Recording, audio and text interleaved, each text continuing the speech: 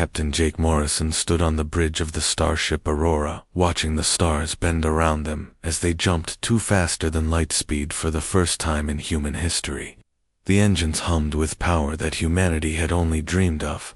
10 years ago now, they were leaving their solar system behind forever. The crew of 200 had trained for this moment for 5 years. Dr. Lisa Hayes checked her equipment in the science bay, while Commander Ryan Clark reviewed their first contact. Protocols, they all knew this was the most important mission humanity had ever attempted. 3 days into their journey, the sensors picked up something amazing. Ships appeared on their screens. Ships that were clearly not human, and far more advanced than anything Earth had ever built. Captain Morrison felt his heart race as he ordered his crew to prepare for first contact. Alien ships were beautiful. They looked like they were made from crystal and light instead of metal. Admiral Kira Voss appeared on their main screen. Her face was humanoid but with silver skin and large dark eyes that seemed to hold ancient wisdom. She spoke in a musical language that their computers quickly translated. "Hello, unknown vessels, we are the Zalani Republic. You have entered our space without permission," Admiral Voss said. Her voice carried an odd note that Captain Morrison could not identify. "We are humans from Earth," Captain Morrison replied. "We come in peace. This is our first journey beyond our home system. We hope to make friends with other civilizations." The moment Admiral Voss heard the word Earth, her expression changed completely. The silver color drained from her face, and her large eyes widened in what looked like pure terror. She began speaking rapidly to someone off-screen in her own language. No, this cannot be happening." Admiral Voss turned back to face Captain Morrison with fear written across her features. "You said you came from Earth, the third planet from your star." "That is correct," Captain Morrison said, feeling confused. "Why does that frighten you?" Admiral Voss closed her eyes for a moment. When she opened them again, she looked like someone who had just received terrible news. "You must not return to your world. You must come with us immediately. We are placing you under protective custody." The human crew looked at each other in shock. Commander Ryan Clark stepped forward. "What do you mean protective custody? We have done nothing wrong." Dr. Lisa Hayes moved to her communications station and began recording everything. The alien sphere seemed genuine, but made no sense. Earth was just a normal planet, with normal people. Why would that terrify an advanced alien civilization? More Zalani ships appeared around. The Aurora, their weapons were not aimed at the human ship, but they clearly surrounded them. Admiral Voss spoke again, and her voice carried the weight of authority that came from years of command. "You do not understand what you are or where you come from." Admiral Voss said, "The place you call Earth is not what you think it is. Your people should never have developed the ability to travel between stars." Lieutenant Amy Foster, who handled navigation, spoke up from her station. "What are you talking about? Earth is our home world. We evolved there over millions of years." Admiral Voss shook her head slowly. "No, you did not evolve there. You were placed there. Your entire species was placed there by those who came before us. The architects built your world as a prison." The word prison hit the bridge crew like a physical blow. Captain Morrison felt his legs weaken, but he forced himself to remain standing. A prison for what? For whom? For things that should never be allowed to roam free in the galaxy. Admiral Voss replied, "Earth is a containment zone. It has been sealed for millions of years. Your development of faster-than-light travel has damaged those seals." Hayes looked up from her station with disbelief in her eyes. "Are you saying that Earth is some kind of jail, that we are prisoners?" "You are the descendants of prisoners," Admiral Voss said. "But you are also the descendants of something far more dangerous. The containment was built to hold entities that consume consciousness itself. They feed on the thoughts and souls of living beings." Commander Clark stepped forward with anger, building in his voice. "This is impossible. You are lying to us. Our planet has life. Our people have built civilizations. We have art and science and culture. All of that is real," Admiral Voss replied, "but it exists within a prison that was designed to look like a normal world. The architects were very careful when they built your containment. They wanted the prisoners to live normal lives, while being Morrison tried to process what he was hearing. It sounded like science fiction, yet the fear in Admiral Voss' voice was completely real.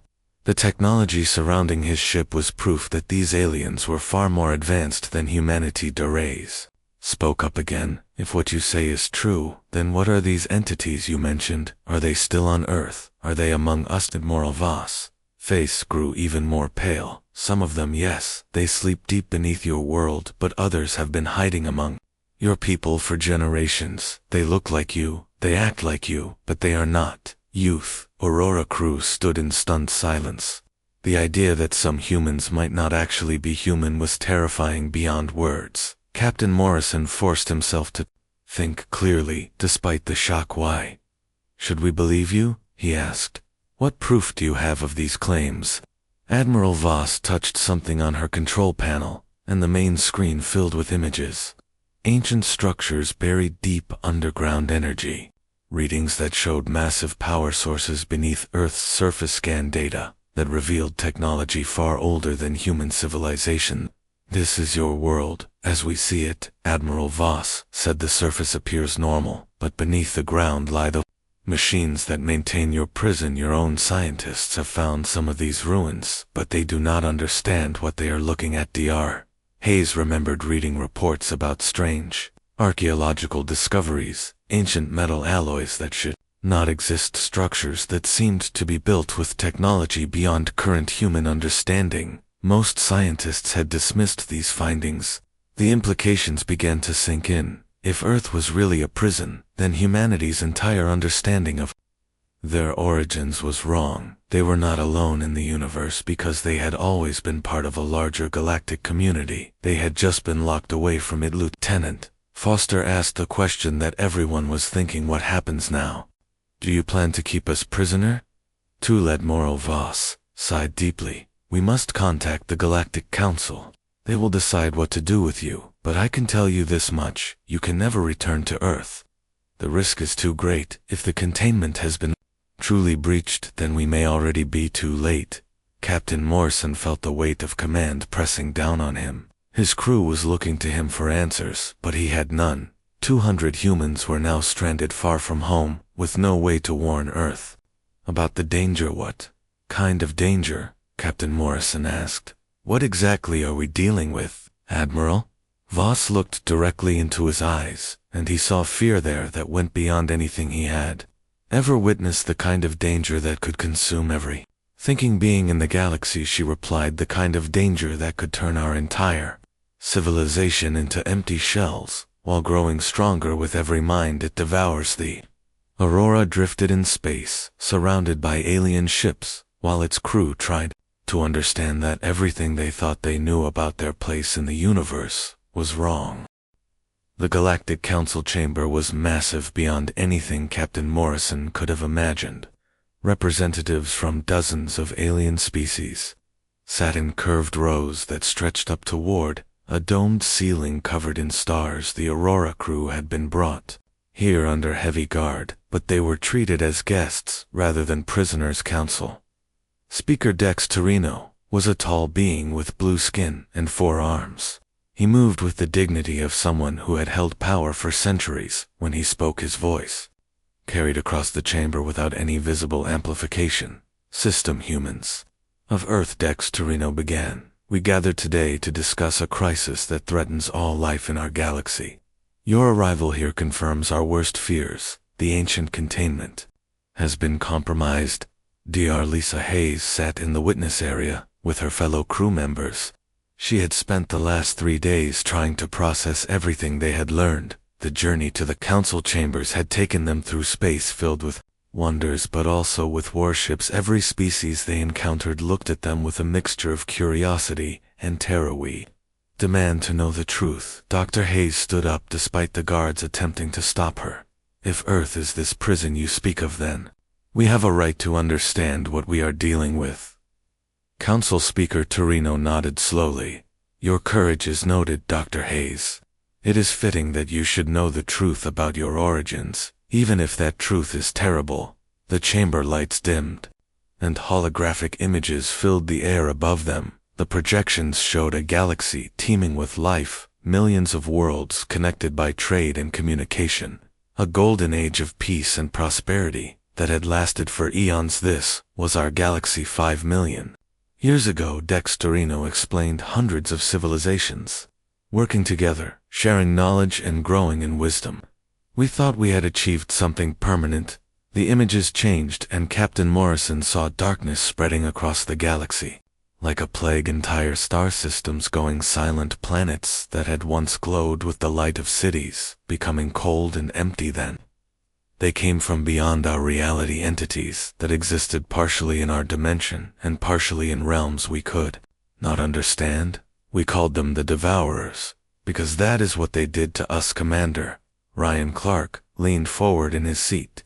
What exactly did they devour? Everything, Dexterino replied. Matter, energy, time itself, but most of all they consumed consciousness. They fed on the thoughts and dreams and memories of living beings. A single devourer could drain the minds of an entire planet, leaving behind empty bodies that continued to function but contained no spark of life. The holographic display showed battles between the various alien species and things that seemed to be made of living shadow.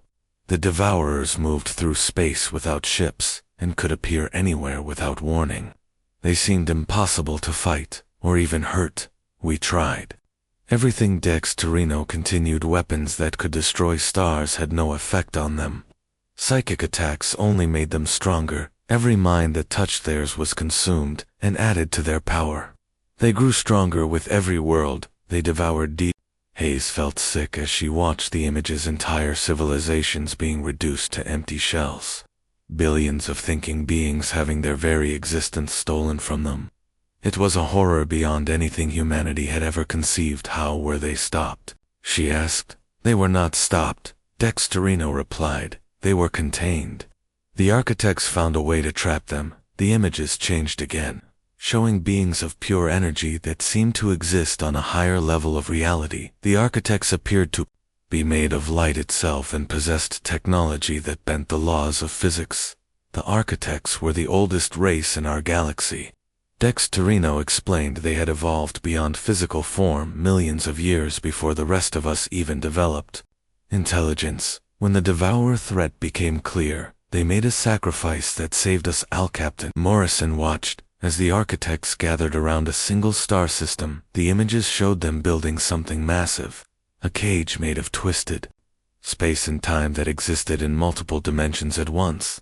They built a prison, Dexterino said, a place where the Devourers could be contained, but not destroyed. The location had to be perfect, isolated from the rest of the galaxy, surrounded by natural barriers that would prevent escape. The star system shown in the hologram looked familiar. Captain Morrison felt his heart sink as he recognized a distinctive pattern of planets around a yellow star. It was Earth's solar system. Your sun was chosen because of its unique properties, Dexterino continued. The radiation it produces interferes with Devourer abilities. The asteroid belt provides a natural barrier. The gas giants create gravitational fields that disrupt their movement patterns. But the prison needed more than just natural barriers, Lieutenant Amy Foster said from her seat. What else did they do? The architects seeded your world with life, Dexterino replied, but not just any life. They gathered genetic material from every species that had been touched by the Devourers. They wanted to create beings who could resist the consumption process. The implications hit the human crew like a thunderbolt. They were not native to Earth. They were engineered beings created from the genetic heritage of dozens of alien civilizations. Their entire species was designed to serve a specific purpose. Over millions of years, the different genetic lines merged and evolved. Dexterino explained. Natural selection favored traits that could resist Devourer influence, intelligence that worked in patterns. They could not follow emotions that created feedback loops in their feeding process. Social structures that made consumption difficult. Dr. Hayes understood now why humans seemed so different from the other species they had met. Humanity was more aggressive, more unpredictable, more resistant to outside mental influence. They had been bred for war against an enemy they never knew existed, but something went wrong, Commander Clark said. If this was all planned, then why are you afraid of us? Because the plan was never tested, Dex Torino replied. The architects built your species as a weapon against the Devourers, but they never had a chance to see if it would work. The containment held. For millions of years the Devourers went dormant, buried deep beneath your world. The council chamber filled with worried murmurs from the alien representatives. Captain Morrison began to understand the scope of the problem. Humanity had been designed as a last resort weapon, but they had developed into something unexpected. Your development of faster-than-light travel changes everything. Dex Torino said the quantum signatures created by your engines interfere with the containment barriers. Every time you use this technology, you weaken the prison that holds the Devourers. Darhaze felt the blood drain from her face. Are you saying that our space program is freeing these entities? Some of them may have already escaped, Dex Torino replied. They are patient and cunning. They may be hiding among your people, preparing for their return to the galaxy. They could be anywhere, though. Humans looked at each other with growing horror. Every person they had ever known could potentially be one of these creatures in disguise. Their families, their friends, their leaders might all be compromised without anyone knowing. Captain Morrison stood up. What do you want us to do? We never asked to be weapons or prison guards. We just wanted to explore the stars, though. Council chamber fell silent as every alien representative turned to look at the humans.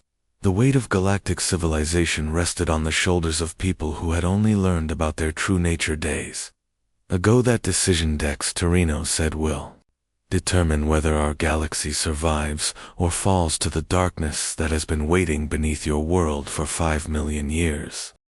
Professor Linda Gray sat in the Deep Space Monitoring Station, hidden in the Colorado mountains, staring at readings that made no sense. The equipment had been picking up strange signals for 3 days now, signals that seemed to come from everywhere and nowhere at the same time. Linda had worked with radio astronomy for 20 years, but she had never seen anything like this. The patterns were too complex to be natural, but too alien to be human. She grabbed her coffee and prepared for another long night of analysis. 3,000 miles away in New York City, Detective Tony Miller was investigating the strangest case of his career. People were reporting identical nightmares across the entire city, dreams of voices calling to them from empty spaces, voices that spoke without words and promised things that could not be understood. Tony had been a cop for 15 years, and he knew when something was seriously wrong. The reports were coming from people who had never met each other. People from different backgrounds and neighborhoods, all describing the same impossible experience. In orbit around Earth, the communications satellite network began picking up interference patterns that defied explanation. Dr. Ben Tucker at NASA Mission Control watched as normal data streams became corrupted with information that seemed to rewrite itself. As he looked at it, Ben tried to trace the source of the interference, but every attempt led to dead ends. The signals appeared to be coming from inside the satellites themselves, yet the hardware showed no signs of modification or damage. It was as if something was speaking through their equipment back. In the Colorado monitoring station, Linda made a discovery that chilled her to the bone. The strange signals were not random. They were responding to her attempts to decode them. Every time she changed her analysis parameters, the signals changed to match it. Was like something was watching her work and adapting to her methods. Something intelligent was hiding in the electromagnetic spectrum around Earth, something that had been waiting for the right moment to reveal itself. In New York, Detective Miller received a call that made his blood run cold. The entire apartment building full of people had been found standing motionless in their rooms. Their eyes were open and they responded to simple commands, but they showed no signs of recognition or personality. The medical teams could find nothing wrong with them physically, but it was clear that something fundamental was missing. The people acted like sophisticated robots going through the motions of human behavior without any spark of consciousness behind their actions. Tucker at NASA began to realize that the satellite interference was not random either. The corrupted data streams were forming patterns that looked almost like blueprints or instruction sets. Something was using humanity's own communication network to build or plan something. Linda Gray made the connection first. The signals she was receiving matched the quantum signatures that Captain Morrison, Aurora mission, had reported using for their faster-than-light drive. Something was responding to humanity's development of FTL technology. She tried to contact the Aurora, but the signals she sent never reached their destination. Instead, they seemed to be absorbed by something in the space around Earth, something that was growing stronger with every transmission. Detective Miller found more buildings full of empty people. The condition was spreading, but not like a disease. It seemed to target specific individuals, people in positions of authority or influence, politicians, business leaders, scientists, and military officers. The pattern became clear when Ben Tucker realized that the satellite network was being systematically taken over, not by hackers or foreign governments, but by something that existed in the data itself. Something that could travel through information systems, like a virus through a bloodstream. Linda Gray finally decoded enough of the alien signals to understand their purpose. They were not trying to communicate with humanity, they were communicating with each other, coordinating their activities across the planet, preparing for something big. The breakthrough came when she realized that the signals were coming from inside major population centers. The sources were moving around, but they always stayed near large groups of people, near the very individuals who were being affected by the strange emptiness condition in New York. Detective Miller made the connection that changed everything. The empty people were not victims of some unknown condition, they were the source of the signals Linda was detecting. They had been replaced by something that could perfectly mimic human behavior. Ben Tucker confirmed the worst-case scenario. The satellite network was now completely under the control of whatever was masquerading as humans. The entire global communication system had become a tool for entities that were using it to coordinate a planetary takeover. The three researchers began working together, sharing their findings through secure channels that had not yet been compromised. They realized that humanity's first contact with alien life had not happened in space. It had happened right here on Earth. And humanity was losing Linda. Gray discovered that the quantum interference from human FTL experiments had awakened something that had been dormant beneath the planet. The signals she was tracking originated from deep underground, from places that human geology claimed should be solid rock. Detective Miller found evidence that the replacement process had been going on for months, possibly years. The empty people could access the memories and knowledge of their original selves, but they lacked the spark of creativity and independent thought that defined human consciousness. Dyer Tucker made the most disturbing discovery of all. The entities were not just taking over individual humans, they were using the satellite network to scan and copy human consciousness. The entire species was being cataloged and prepared for systematic replacement. The truth became clear when Linda intercepted a signal that was meant for something beyond Earth. The entities were not working alone. They were preparing the planet as a staging ground for something much larger, an invasion force that would use Earth as a base for conquering the rest of the galaxy. Detective Miller realized that the Aurora crew might be the only humans who could warn the galaxy about what was happening, but the entities controlling the communication networks would never allow that message to be sent. They would do everything in their power to prevent humanity's allies from learning the truth. Ben Tucker began working on a plan to use the deep space monitoring equipment to send a warning signal that could bypass the compromised satellite network, but he knew that the entities would detect his efforts and try to stop him. Linda Gray made one final discovery that filled her with both hope and terror. The quantum signatures that were awakening the entities could also be used to disrupt them. Human FTL technology was not just breaking their prison, it was also providing a weapon that could be used against them. The three humans realized they were in a race against time.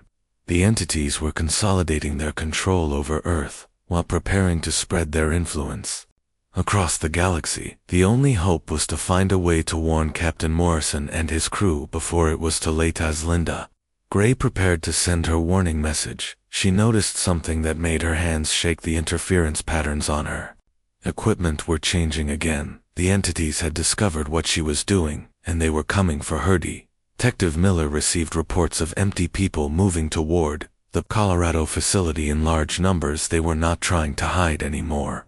They knew their secret was about to be exposed, and they were prepared to use force to protect it. Dr.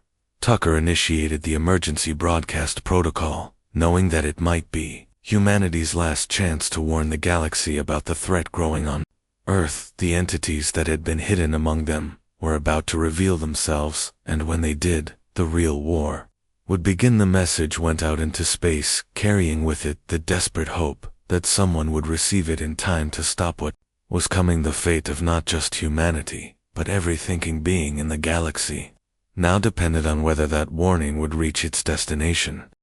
Captain Morrison stood in the ancient chamber, buried 3 miles beneath Earth's surface, while Dr. Ben Tucker examined symbols that seemed to shift and change when looked at directly. The excavation team had found this place using coordinates provided by the Galactic Council, but nothing could have prepared them for what they discovered. That walls were covered in technology that defied understanding, surfaces that felt like metal but flowed like liquid when touched, control panels that responded to thought rather than physical manipulation. Most disturbing of all were the viewing screens that showed events happening across the galaxy in real time. Darlisa Hayes worked with alien archaeologist Zara Kim to decode the massive central database.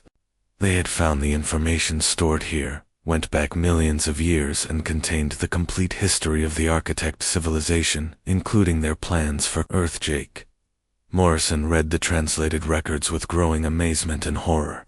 The architects had not simply built a prison. They had created the most sophisticated biological and social engineering project in galactic history. Everything about human development had been carefully planned. The records showed genetic modification on a scale that humanity could barely comprehend. DNA from hundreds of different alien species had been combined and refined over millions of years. Each human trait had been selected for specific purposes related to fighting the Devourers. Human aggression was designed to create warriors who would never surrender. Human creativity was meant to generate solutions that the Devourers could not predict. Human social bonding was engineered to create groups that could not be easily divided and conquered. But the most important discovery was about human consciousness itself. Dr. Hayes found records showing that human minds worked in patterns that were toxic to the Devourers. Humans could think in ways that actually caused pain to entities that tried to consume their thoughts. Commander Ryan Clark studied tactical records that showed how the war against the Devourers had been fought.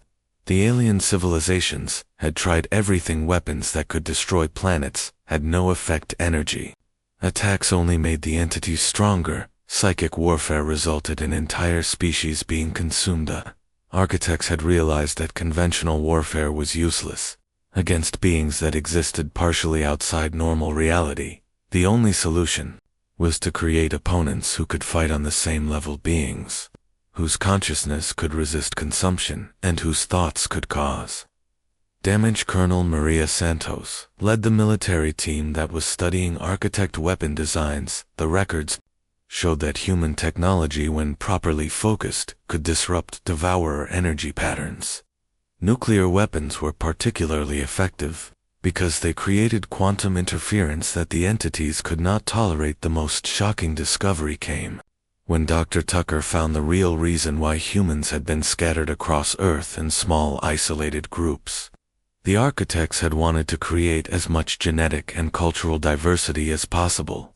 Every human population had developed different strengths and abilities. Some humans were better at detecting Devourer influence, others could resist mental manipulation more effectively. Some populations had developed intuitive understanding of quantum mechanics without realizing it. Each group represented a different weapon in the arsenal designed to fight the entities. Ben Tucker found records of the final battle between the architects and the Devourers. The entities had grown so powerful that they were beginning to consume reality itself. Space and time were becoming unstable as they fed on the fundamental forces of the universe. The architects had made the ultimate sacrifice. They had abandoned their physical forms and transcended to a higher level of existence, but in doing so they had left the galaxy defenseless against any devourers that might escape the containment DR. Hayes discovered the most important piece of information buried deep in the database. The devourers were not originally from this reality. They had come from a dimension where consciousness and matter were the same thing in their native realm. They were the dominant form of life. But when they crossed into the physical universe, they had become parasites. They could not exist without feeding on the thoughts and life force of beings from this reality. Every mind they consumed made them stronger and more able to manipulate physical matter.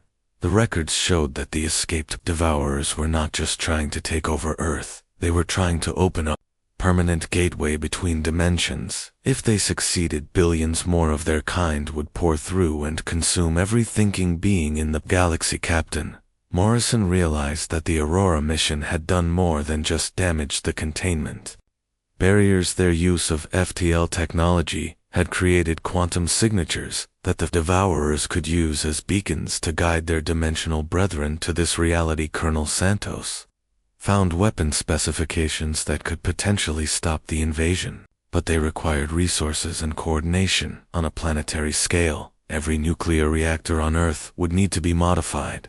Every satellite and communication system would need to be reconfigured. The most disturbing discovery was that some had been free for decades, possibly centuries. They had been slowly infiltrating human society, replacing key individuals, and preparing for this moment. They had guided human development to serve their own purposes. Tucker found evidence that certain technological breakthroughs had been influenced by devourer agents. The development of global communication networks had been accelerated to give them better control systems. The space program had been pushed toward FTL research to weaken the containment, but the architects had anticipated this possibility. The human genome contained dormant abilities that would activate when the devourers revealed themselves, abilities that would allow humans to detect and fight the entities directly. Hayes discovered the activation sequences buried in what appeared to be junk DNA. Every human carried the potential to become something more than they appeared. Something capable of existing partially in the higher dimensions where the devourers originated. The process was dangerous, and not everyone would survive it, but those who did would gain abilities that could turn the tide of the war. They would be able to see the devourers' true forms, detect their influence, and fight them on equal terms. Commander Clark found tactical manuals that showed how activated humans could work together to create field effects that would trap or destroy the entities.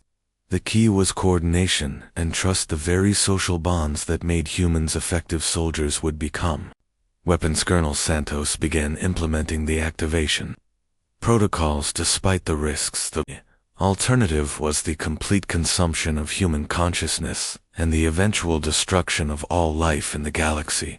The choice was between evolution and extinction. Captain Morrison sent word to the Galactic Council that humanity was ready to fulfill its designed purpose, but he also made it clear that humans would do so as free beings, not as weapons controlled by others. The war against the would be fought on human terms. The ancient chamber filled with energy, as the architect's systems came back online after millions of years of dormancy.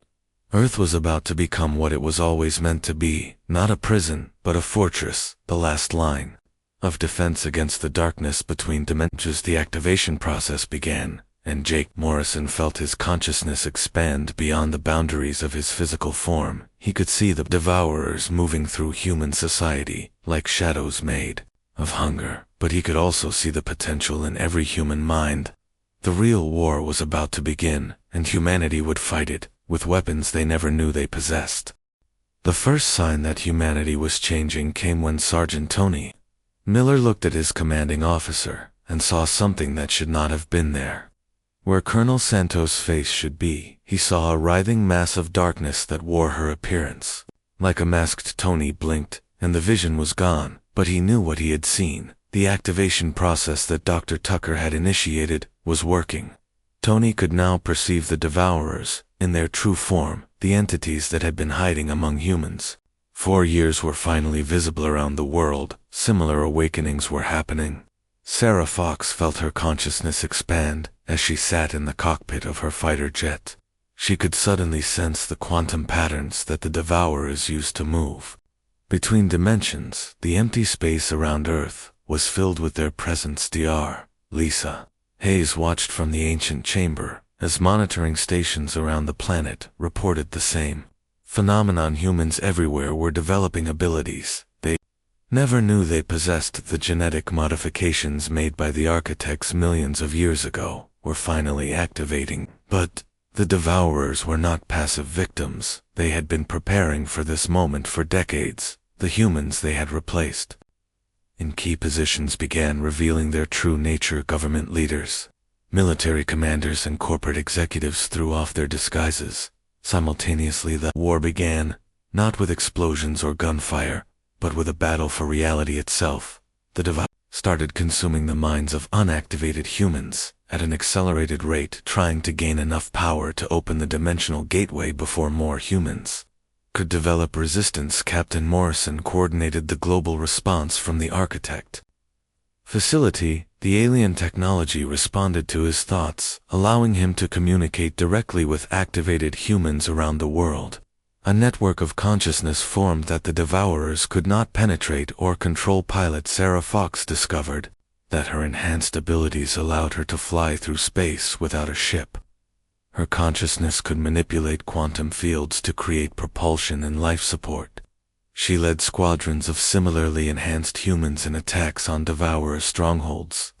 Entities had built hidden bases in major cities around the world, structures that existed partially in normal space and partially in their home dimension. These facilities were being used to process captured human consciousness and prepare it for transport to the Devourer realm. Sergeant Miller led ground teams in assaults on these installations.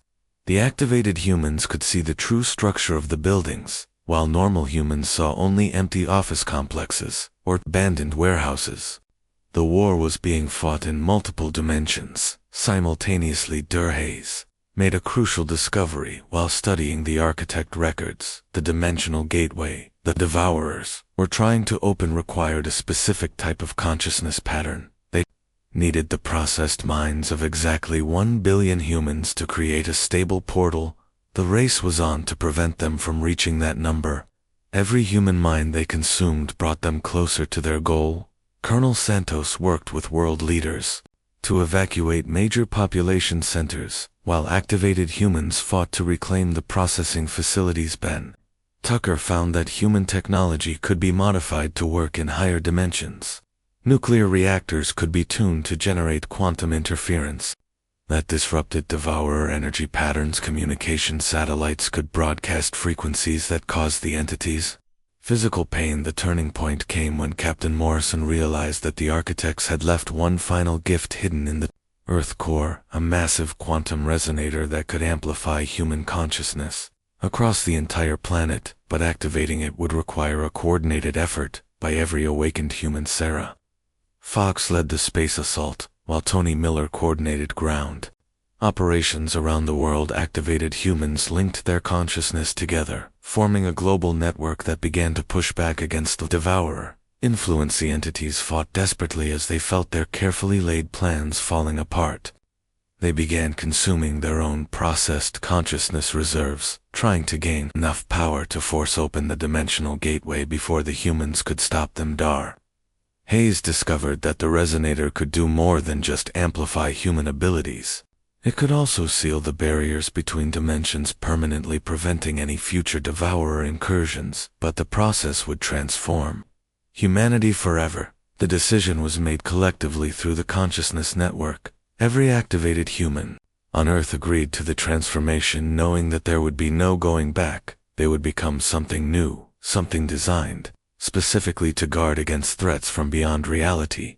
The resonator activated, and Jake Morrison felt his awareness expand to encompass the entire planet. He could sense every human mind, every Devourer entity, and every quantum fluctuation in the space around Earth. Humanity had become a collective guardian consciousness. The Devourers made one final desperate attempt to complete their gateway, but the transformed humans were Ready, Sarah Fox and her pilots existed simultaneously in multiple dimensions surrounding the entities and cutting off their escape routes. Stoney Miller led the final assault on the main processing facility in New York. The building existed in 17 different dimensions, but the activated humans could perceive and fight in all of them.